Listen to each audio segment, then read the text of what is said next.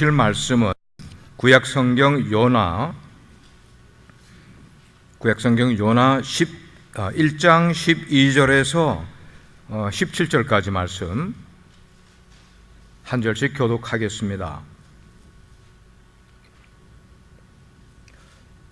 12절 그가 대답하되 나를 들어 바다에 던지라. 그리하면 바다가 너희를 위하여 잔잔하리라.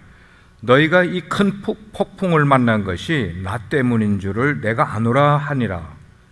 그러나 그 사람들이 힘써 노를 저 배를 육지로 돌리고자 하다가 바다가 그들을 향하여 점점 더 흉용함으로 능히 못한지라.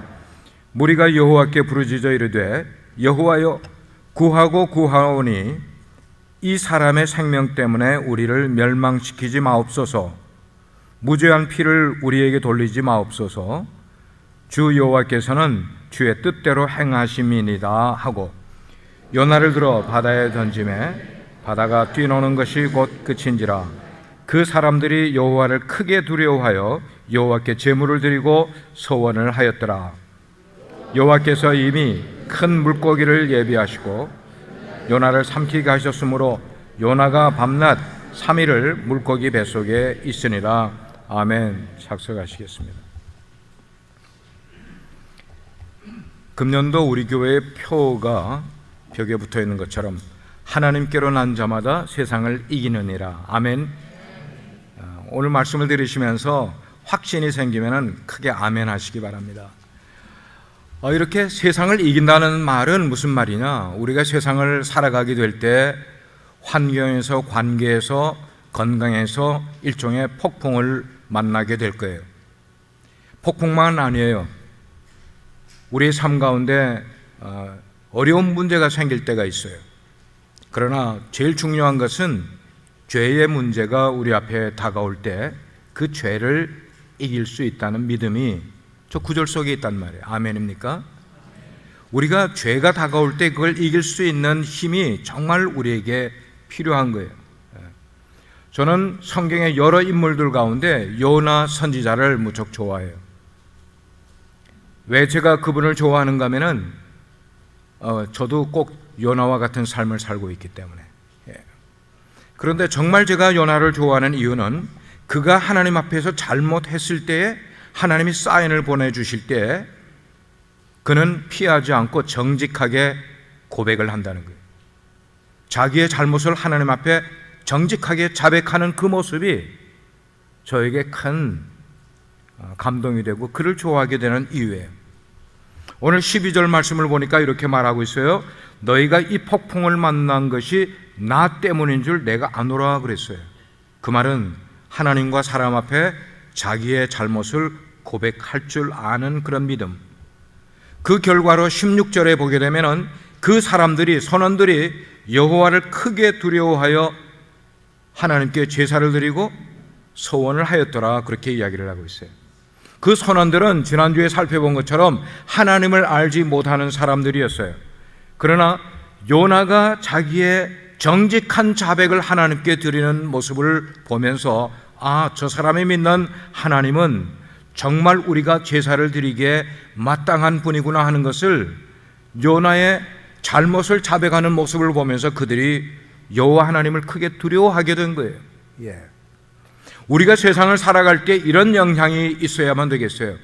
우리가 크게 잘 되고 뭔가가 엄청나게 늘어난 것 때문에 사람들이 우리를 보고 하나님을 만나는 것 아니라 우리의 성품 가운데 잘못된 부분들, 하나님 앞에 불순종하고 잘못했던 부분들을 정직하게 하나님 앞에 자백하는 모습을 보면서 와우, 저렇게도 살 수 있는 거구나, 저 사람이 믿는 하나님이면 나도 믿고 싶다는 그런 마음이 그들 가운데 생길 수 있는 계기가 될 수 있게 되는 거예요. 그럴 때에 우리 인생에 회복이 일어나고 우리 인생에 부흥이 일어나는 거예요. 언제 우리에게 부흥이 일어납니까? 자기 자신에게 정직할 때에 우리 삶 가운데 회복이 일어나는 줄 믿습니다. 요나는 지금 자기 자신 앞에 정직하기로 결정을 했어요. 어떤 면에서 정직하는 겁니까? 하나님 앞에 내가 불순종하였습니다. 하나님이 나를 니느웨로 가라고 했는데 저는 다시스를 그리워하면서 그쪽을 향하고 가였습니다. 도피하고 있는, 그래서 풍랑이 지금 일어나 자기 때문에 많은 사람들이 피해를 입고 있는 모습을 보면서 이게 내 죄입니다. 자기의 책임을 감당하기로 결심을 한 거예요. 그래서 사람들에게 나를 바다에 던져주십시오라고 이야기를 한 거예요. 여러분, 이렇게 우리의 잘못된 부분이 세상 사람들 앞에 드러나게 되는 이 부분, 그래서 나를 바다에 던져주십시오라는 이 고백이 우리의 삶으로부터 하나님을 빼앗아 가는 것 아니라 오히려 이러한 고백 때문에 하나님께서 우리 가운데 부흥과 회복을 허락해 주실 수 있다는 거예요. 자, 제비뽑기를 했습니다. 다 뽑았어요. 뽑을 때 사람들 마음에 두근두근 이게 초조하고 그런 게 있어요. 혹시 내가 걸리면 어떡할까? 그런데 다른 사람은 두려워할 아무런 이유가 없었어요. 하나님 앞에 불순종한 것이 없었기 때문에. 그런데 덜컥 그게 요나에게 뽑히게 됐단 말이에요. 필연이죠. 그때 요나는 더럽게 재수없네. 내가 운이 이렇게 없어? 이런 생각하지 않고 그대로 받아들였어요. 핑계하지 않고 즉시 내 잘못 때문에 그러는 거니까 나를 바다에 던지십시오. 여러분, 그런데 놀라운 역전은 뭐냐면 바로 요나가 이렇게 하나님 앞에, 그리고 나의 생명을 바다에 던지라고 고백을 한 그 순간부터 진짜 요나의 스토리가 전개되기 시작한다는 거예요. 이때부터 하나님의 위대한 손길이 요나의 인생을 터치하기 시작을 하는 거예요. 역사의 장이 바뀌는 모습을 우리는 보게 되는 거예요. 이 모습을 보면서 오늘을 신앙생활을 하고 있는 저와 여러분들이 무엇을 내 삶 가운데 적용해 볼까 하는 거예요. 우리의 삶을 정말 하나님 앞에 낱낱이 드러내 보니까 하나님 앞에 불순종한 게 너무나 많아. 맞습니까? 아닙니까? 하나님을 피하려고 하는 것이 너무나 많아서 하나님이 이렇게 하라 그러면 나는 그렇게 하지 않고 이렇게 한 부분들이 너무나 많이 있어요. 이런 우리들의 삶 가운데 하나님께서 지금 우리에게 무엇을 말씀하고 계시는지를, 그리고 하나님의 말씀에 나는 어떻게 리스폰드 하는 것, 해야 바른 것인가를 요나의 이 사건을 통하여 우리가 생각해 보자는 거예요. 우리 인생에 닥친 폭풍을 멈추기 위해서는 내가 바다에 던져져야만 한다는 것이에요. 요나가 바다에 던져진 것처럼 15절 보니까 선원들이 요나를 들어 바다에 던짐에 바다가 뛰노는 것이 곧 그친지라 그랬어요. 문제는 나에게 있었구나. 내가 하나님 앞에 바다에 던져지기만 하면은 나 때문에 세상은 평안해질 수가 있겠구나. 바다에 요나가 던져졌어요. 어떤 소리가 났을까요? 홍지혜 집사님, 어떤 소리가 났을까? 풍덩 빠졌어요.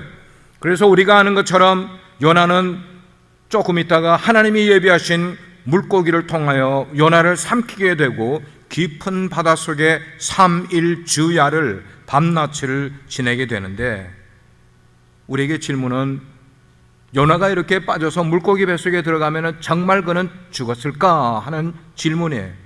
물론 우리는 답을 알고 있습니다만 바다에 빠지면 그 풍랑 속에서 누가 헤어나오겠어요? 자, 그런데 바다에 빠진 이 사건이 우리에게 무척 중요한 요소가 있어요. 왜 중요한가? 지금 요나에게 일어난 똑같은 일이 예수님에게 일어났고, 예수님에게 일어났던 똑같은 일이 예수를 믿는 우리들의 삶 가운데 일어났기 때문이라는 거예요. 신약 성경을 보면 하루는 예수님 앞에 율법사들과 바리새인들이 찾아옵니다. 그들이 이분이 놀라운 일들을 많이 한다는 얘기를 소문을 통해 듣고는 예수님을 테스트하는 거예요. 우리 앞에서 기적을 좀 베풀어 보시라고요. 우리에게 표적을 좀 보여달라고. 그럴 때 예수님은 그 사람들의 코를 납작하게 하기 위해서 그들 앞에 기적을 일으킨 것 아니라 예수님은 이렇게 말씀하셨어요.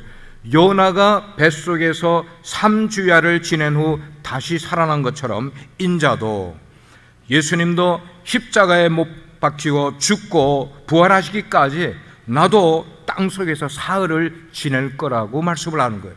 자, 이렇게 이야기하고 보니까 예수님이 죽으시고 그리고 부활하시는 그 사건의 가장 근접한 예를 예수님은 누구를 들었는가 하면 요나의 물고기 뱃속에 들어갔다가 살아난 이 얘기를 들었다는 거예요. 그러므로 예수님과 함께 십자가에 못 박힌 우리에게 요나의 죽음은 곧 우리의 죽음인 거예요. 아니, 나 자신의 죽음인 거예요.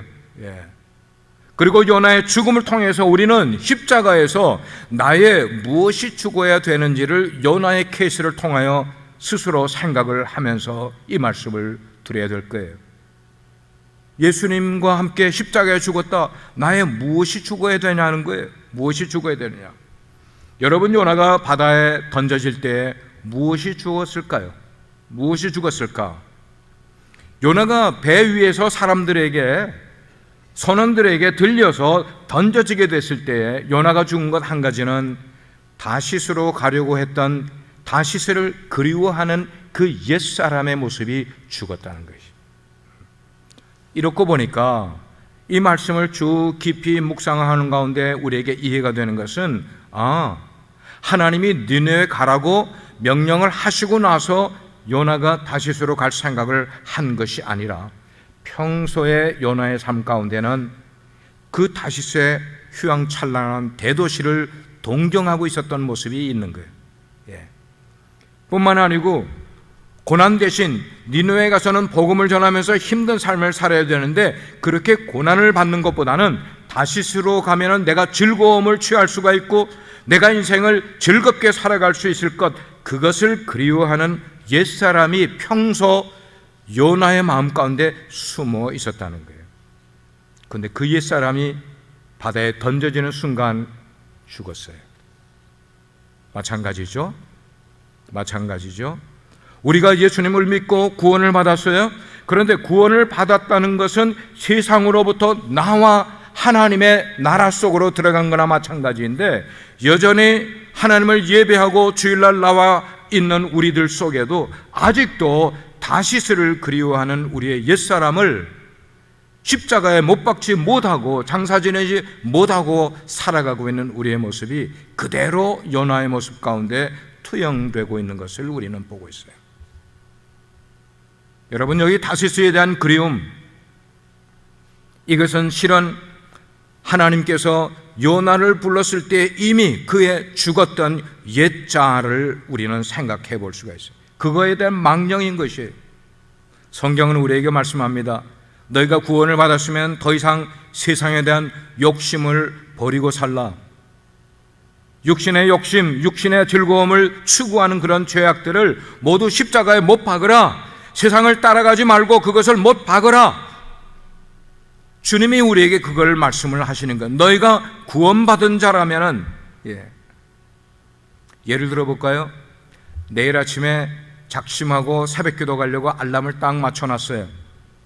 아침에 알람이 따라랑 울렸는데 이불 속에서 무슨 생각이 나니까, 잠이 조금만 더 그립다. 이 침대가 너무 따뜻하고 행복해요. 이 침대는 나의 평안이고 나의 행복이야. 그러면서 그대로 누워 있게 된다면은 여러분, 바로 그 침대가 다시스인 거예요. 그러므로 사랑하는 여러분, 그런 생각이 우리 가운데 들게 될 때 우리의 다른 성령이 우리 속에 말씀하시는 걸 들어야 돼요. 그건 뭐예요? 내가 누군가 하는 거예요. 내가 가야 할 곳, 바로 그 가야 할 곳은 정말 하나님이 계신 성전으로 가는 거다. 하나님이 계신 곳에 가서 하나님께 예배하고 찬송하고 말씀 듣고 기도하는 것, 그게 하나님을 사랑하는 내 진짜 모습이야. 그러면서 벌떡 일어날 수 있어야 되는 게, 이게 다시스를 뿌리치고 니느웨로 가는 요나의 모습이 우리의 모습이 돼야 되는 거예요. 이번 주일에는 정말 교회 가기 싫어. 좀 멀리 가서 현재 내 어려운 이런 것들을 그냥 다 잊어버리고 싶어 하는 이런 방황하는 마음이 우리 가운데 생길 때, 그 마음이 곧 뭐냐? 나를 다시스로 그리워하는 그런 삶의 모습인 것을 성경은 우리에게 말씀해 주고 있는 거예요. 자, 그런 마음이 우리 가운데 들 때 역시 마찬가지입니다. 이건 내가 아니야. 나는 이럴 사람이 아니야. 나는 옛사람이 죽은 거야. 옛사람이 죽은 망령 내 마음 가운데서 빠져나가라고 이야기를 하는 거예요. 나는 예배를 위하여 창조된 사람이야. 나는 예배를 사모하는 하나님의 자녀야. 여호와 하나님을 경외하는 나의 마음 가운데는 하나님이 나의 힘이고 하나님이 나의 행복이고 하나님이 나의 만족인 걸라고 선포해야 되는 거예요. 이게 바로 오늘을 신앙생활하는 우리의 살아가는 모습이 될 수 있기를 주의 이름으로 축원합니다. 그거에 우리 젊은 남편들이라고 볼 때는 그래요. 오늘 퇴근을 좀 일찍 했어요. 일찍을 했는데 가만 생각을 해보니까 내가 일찍 집에 가봤자 아내가 나한테 요구할 건 뻔해. 애 좀 봐달라고 그럴 거고, 설거지 도와달라고 그럴 거고, 청소해달라고 그럴 거고, 에이 귀찮아. 내가 일찍 집에 가면 뭐래. 친구에게 전화를 걸어요. 친구야 나와. 우리 술 한잔 할까? 여러분, 이렇게 생각되는 다시스가 우리 삶 가운데 죽어야 되는 거예요. 죽어야 되는 거예요. 계속 그리로 가면은 우리의 인생의 풍랑이 점점 더 거세질 뿐이기 때문입니다. 자, 그런 유혹이 우리 가운데 오게 될 때 질문을 해야 돼요. 질문을. Who am I? 내가 누구인가를 질문을 해야 되는 거예요. 젊은 남편 같으면은 나는 집에 돌아가 사랑하는 아이들이 있는 그런 나는 아빠야. 그래서 아이들하고 시간을 보내주고, 그래서 아이들의 정서적으로 도움을 줄 수 있는, 안정될 수 있는, 그래서 아이들이 나를 볼 때에 정말 아빠는 자상한 분이고 훌륭한 아빠, 그런 생각을 하고 집으로 돌아가야 되는 거예요. 아멘입니까? 형제님들 아멘입니까? 다음으로 요나가 바다에 던져졌을 때 무엇이 죽었느냐? 요나가 평소 가지고 있었던 그 센 고집, 아집, 자아, 그리고 그가 가지고 있던 편협된 민족주의가 죽는 모습을 우리는 보게 돼요. 자, 요나가 니느웨로 가지 않겠다고 하나님께 뻗팅기고 있는 그 배경을 가만 보면은 우리가 생각하는 것보다 복잡한 것을 알게 돼요. 그 배경에 뭐가 있는가 하면은 유대인의 자존심이 있는 거예요. 유대인들은 우리가 아는 것처럼 이방인들을 정말 우습게 여기는 그런 사람들이에요. 그래서 그들하고 상종을 하지 않아. 음식도 한 식탁에서 같이 나누지 않습니다. 그들과 함께 교제도 하지 못하는, 이방인들은 우리 유대인 선민들에 비하여 그들은 더럽고 추한, 부정한, 그래서 심하게 표현하면 개, 돼지 취급을 하는 사람들이 바로 이방인들이란 말이에요. 근데 더군다나 그 이방인들 가운데 자기들을 괴롭히고 자기 나라를 침략하고 있는 그 니느웨 사람들, 그 수리아 사람들, 그 원수의 나라 사람들을 내가 왜 가서 복음을 전해야 돼? 그러므로 자기 민족을 위하는 요나로 보게 될 때는 니느웨가 망해야 되는 거야.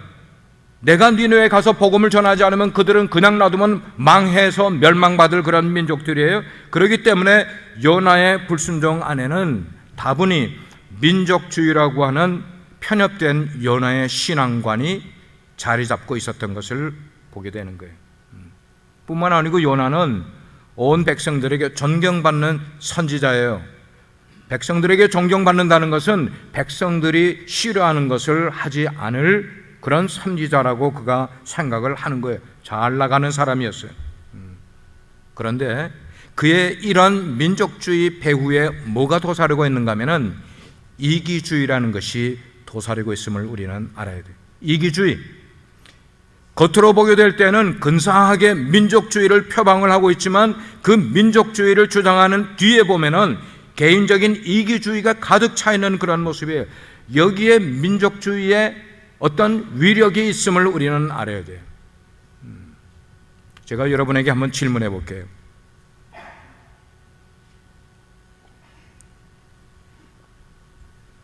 제가 지금 몸이 좀 많이 지쳐 있어요. 여러분에게 질문해 보면은, 여러분, 우리 속에는 북한이나 일본이 망했으면 좋겠다는 그런 마음이 있어요, 없어요? 있어요, 없어요? 우리 김경진 집사님, 있어요, 없어요? 대답 못하네. 소위 우리는 이런 거를 민족주의라고 이야기를 해요. 오늘날 우리 세계의 뉴스를 보게 되면은 강대국들이 저마다 다 자국 보호주의로 가고 있는 것을 우리는 알고 있잖아요. 얼마나 많은 정치 폭력이 이루어지고 얼마나 많은 사회적인 폭력들이 이루어지고 있는 것을 우리는 보고 있어요. 여러분, 왜 히틀러에게 독일 사람들이 그렇게 열광을 했는지 아십니까? 왜 히틀러에게 그렇게 열광을 했어요? 히틀러가 연설을 하면은 젊은 청년 남녀들이 막 우하우하하고 소리를 지르고, 많은 사람들, 심지어는 목회자들 가운데 많은 사람들이 히틀러의 연설에 찬성을 하고 나온 이유를 여러분 아십니까? 히틀러는 알았어요. 우리 백성들 가운데 그들의 개인적인 삶 가운데 이기심이 가득 차 있는 그 자국민들 앞에서 민족주의를 외친 거야. 위대한 독일을 외쳤단 말이에요. Great German. 게르만족은 유태인들보다 우수해야 되고 세상의 어느 나라보다 우수해야 된다는 이 게르만족의 우수성을 백성들에게 이야기를 해주니까 백성들의 마음이 딱 맞아 떨어진 거야. 히틀러가 거기에 자극을 받아 세계대전을 일으키지 않았습니까? 사랑하는 여러분, 이런 점에서 우리가 알아야 되는 것은 이러한 민족주의의 공격을 받고 있는, 민족주의를 표방하는 그 나라 아닌 다른 민족들, 다른 나라들은 그들의 민족주의 때문에 너무나 커다란 위협을 받고 있다는 사실을 우리는 알아야 돼요.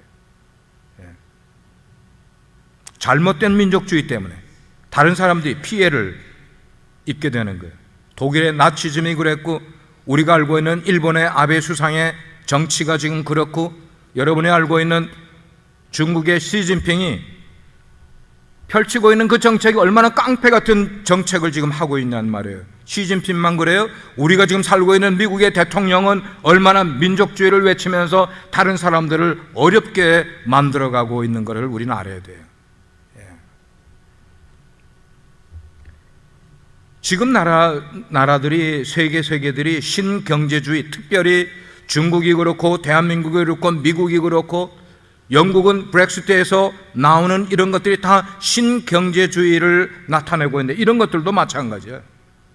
신경제주의, 자기 자국을 위하는 것이라면은 타국들이 힘이 들고 어려워지고 잘못 살아도 오케이, 우리에게만 유익이 있으면 된다는 거예요. 바깥 사람들은 어떻게 되는지, 이게 뭐라고 표현하는가 하면 violation이에요.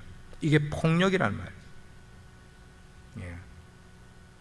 우리 대한민국에서 이슈가 된 이야기 가운데 한 가지 예를 든다면은, 한국의 그 장애인들을 위해서 복지시설을 새로 만들려고 하고, 치매 노인들을 위한 복지홈을 만들겠다고 어떤 동네에다가 그 플랜을 딱 내세우면 동네 사람들이 그냥 95% 이상이 절대 반대해요. 절대 반대. 우리 동네에 이런 사람들을 수용을 하는 복지시설에 들어오는 거 우리는 결사반대. 여러분, 이게 뭐예요? 집단적 이기주의라고 이야기하는 거예요. 내셔널리즘, 집단적 이기주의, 이런 거는 우리 기독교의 가치관이 아닌 건데 왜 그들 속에 우리 그리스도인들도 같이 손을 드냐는 말이에요. 여기서는 아무 말 하지 않고 있다가 여러분의 가정으로 돌아가고 여러분의 사업처로 들어가면 왜 세상의 방법을 기독교 가치관 속에 믹스시키냐는 말이에요. 제가 이렇게 주장하는 이유는, 우리가 믿는 하나님은 대한민국의 하나님만 아니고 미국에 있는 크리스찬들만을 위한 하나님이 아니라 온 세상의 모든 민족을 위한 하나님이시고, 그분들 속에는 장애우의 하나님이시고 치매 환자들의 하나님이시고 난민들의 하나님이심을 우리가 인정하지 않으면 여기서 예배드리는 것 다 가짜야.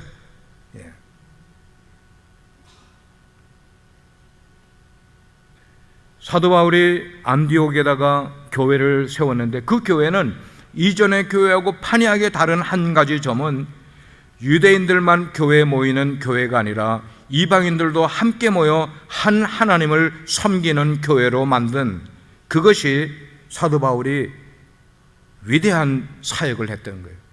저는 우리 빛과 소금의 교회가 온 세상의 백성들을 품을 수 있는 그런 교회, 우리 개인의 기독교적인 가치관은 세상의 모든 사람들의 하나님임을 그들에게도 나눌 수 있는 그런 교회가 되어야 될 줄 믿습니다. 아멘. 그래서 주님께서는 이렇게 말씀하셨어요. 너희는 세계 모든 족속으로 가라고 말씀하셨어요. 너희는 내가 선택하는 5 민족에게만 가서 복음을 전하라 아니고, 세계에 180개, 190개 되는 모든 민족에게 가서 그들을 제자로 삼아 하나님의 백성을 삼고, 그리고 같이 한 몸 되는 교회를 이루라고 말씀하신 것이 예수님이 우리에게 주신 지상 명령이었던 것이에요. 요나는 바로 그런 하나님을 섬기기 위해서 선택받은 사람이었어요. 이스라엘의 선지자이기 이전에 그는 세계 모든 민족의 하나님이신 여호와 하나님의 종으로 선택받은 거예요. 그러므로 여러분, 여기 풍랑이 왜 일어나고 있는 거죠? 풍랑이 왜 일어나고 있는 거예요? 너희 가운데 지금 요나, 너의 마음 가운데 민족주의가 있느냐, 이기적인 마음이 있느냐, 너의 어떤 아집이 있느냐, 이런 것 버려야 돼. 그러기 위해서 그를 들어 바다에 던지고 풍덩 물고기 뱃속에 들어간 거예요. 너무 강합니까, 메시지가? 근데 요나의 입장을 이해를 해보면은, 요나가 지금 한 행동은 크게 도덕적으로 문제가 되는 일을 행한 것 아니란 말이에요. 무엇 때문에요? 자기 민족 사랑한다는 거예요. 우리 민족이 싫어하는 민족에 가기 싫다는 말이에요. 애국적인 관점에서 그런 태도를 가진 거예요. 크게 도덕적으로 그가 문제된 것 아니에요. 그렇지만 우리가 신앙생활을 하면서 내 나라, 내 민족, 내 교회, 그리고 내 가정, 그걸 위해서 열심히 헌신하고 살아가는 게 뭐가 잘못입니까? 그런데 우리가 그렇게 우리 자신들만을 위해 열심히 살아가면 우리의 삶 가운데 풍랑이 끊이지 않는다는 게 문제예요. 그렇게 살아가는 거예요. 왜? 하나님의 뜻이 아니기 때문인 거예요. 우리의 바로 그런 생각, 나만을 위하려고 하는 이 생각 때문에 누군가가 대신 피해를 입고 어려워진다는 사실을 우리는 깨달아야 되는 거예요. 이게 요나의 신학이었어요. 요나의 신학이 영적으로 메말라가고 있는 니느웨에 가서 복음을 전해서 그들로 잘못을 깨닫고 하나님을 인정하는 삶으로 살아가야 되는데, 잘못된 신학 때문에 그들에게 피해가 가는 아주 잔인한 신학. 오늘날 교회가 세상 사람들에게 손가락질 받는 이유는 바로 이 점이라는 것입니다. 자기들만 위하는 이기적인 신앙. 하나님이 우리를 세상의 빛과 소금으로 만드신 것은 우리를 세상의 빛으로, 그리고 소금으로 세상에 녹아서 너희들은 희생되면서도 빛을 드러내라고 교회를 세우고 우리를 뽑으셨는데, 만약에 우리가 열심히 일을 하고 노력을 해서 큰 기업을 이룬다고, 그래서 남들이 하지 못하는 그런 경제를 선도한다고 하는 게 이게 무슨 잘못일까? 교회로 표현하면은 우리가 정말 교회에 열심히 전도를 하고 열심히 기도하고 사람들에게 섬기고, 그렇게 해서 우리 교회가 얼마 안 있어 대형 교회가 됐다. 수많은 사람들이 여기에 들어와 예배하면서 서로서로 얼굴을 보면서 사람들 많아지는 걸 보면서 기뻐한들, 그래서 세계적으로 우리 교회의 위상이 막 떨쳐지는 그런 이름이 나는 그런 대형 교회가 된다고 한들, 그래서 이런 교회가 바로 하나님의 축복을 받은 교회라고 사람들에게 자랑을 한 듯, 여기에 맹점은 뭐냐면은 편협한 민족주의와 이기주의가 우리 가운데 있는 한에는 하나님은 그런 대형 교회를 원치 않으신다는 거예요. 왜 그런가? 그 대형 교회가 생기면은 그들이 전도해서 사람들을 모아서 대형 교회가 됐습니까? 아니에요. 99%가 뭔가 하면 주변에 있는 작은 교회들이, 그 작은 교회가 뭐 힘이 들어서 어렵든지 프로그램이 부족하든지 거기서 떠나와서 대형 교회로 다 몰리는 거야.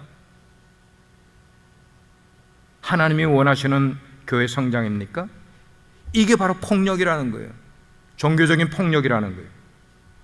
그걸 깨달으라고 오늘날 한국의 많은 대형 교회들의 풍랑이 계속 끊임없이 일어나는 거예요. 이걸 깨달으라고.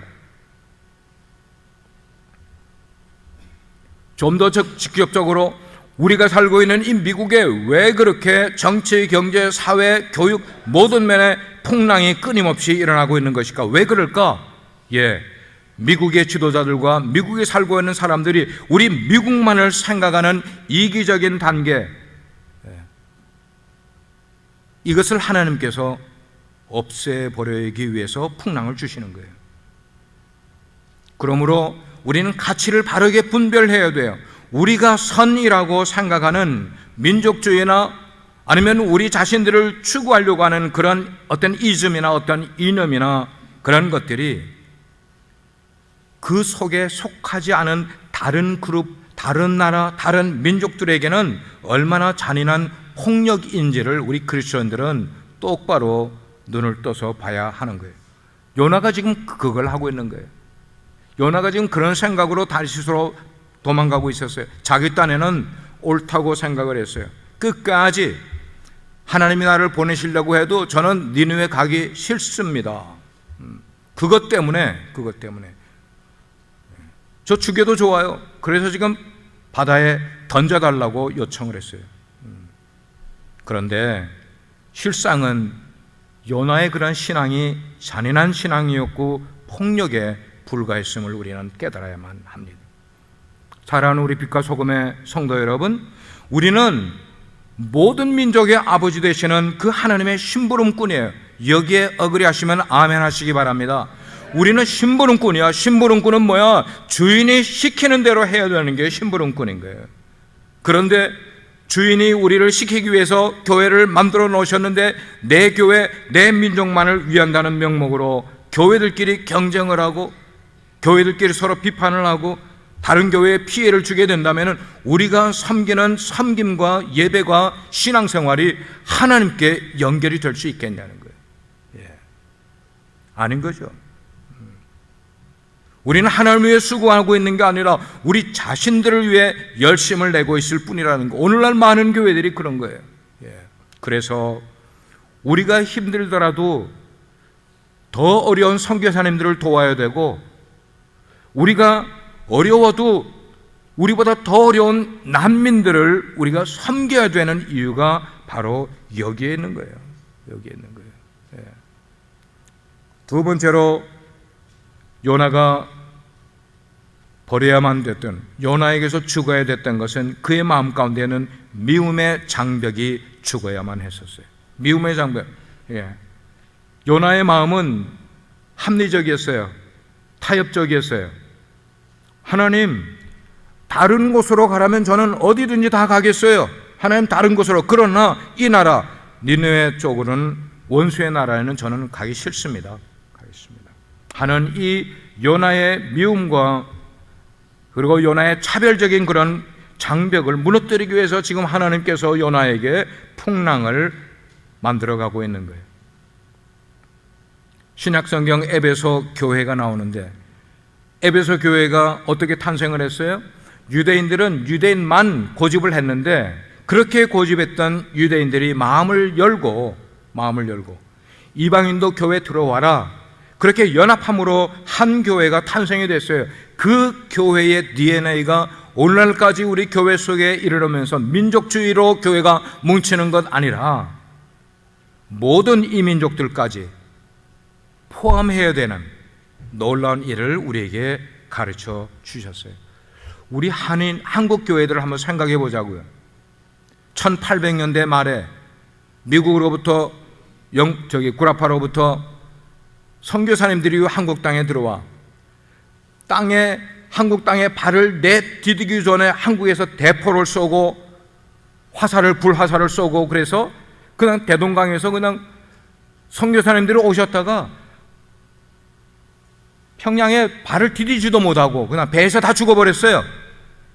대동강이 그냥 선교사들이 흘린 피로, 그뿐만 아니에요. 여러 선교사님들이 온 분들이 그 미개한 우리 조선을 회개시키고 하나님 앞으로 돌리기 위해서 자기들은 죽어가면서 그 일을 한 거예요. 그들이 자기 민족만 생각했으면 왜 조선 땅에 와요? 지금 양화전에 가면은 그렇게 죽은, 그래서 할아버지, 그 다음에 아들, 그 손자까지 3대가 묻혀있는 그런 순교자들의 무덤이 양화전에 한국에 가면 있단 말이에요. 오늘날 교회가 성도들이 추구해야 될 가치도 바로 그런 면이라고 생각해요. 우리가 그렇게 옛날에 1800년대 한국 조선 땅을 찾았던 선교사님처럼은 하지 못한다 할지라도 우리가 하나님 앞에, 하나님, 우리가 미워하는 아무개 민족은 아니에요. 우린 그들을 도우면 안 돼요.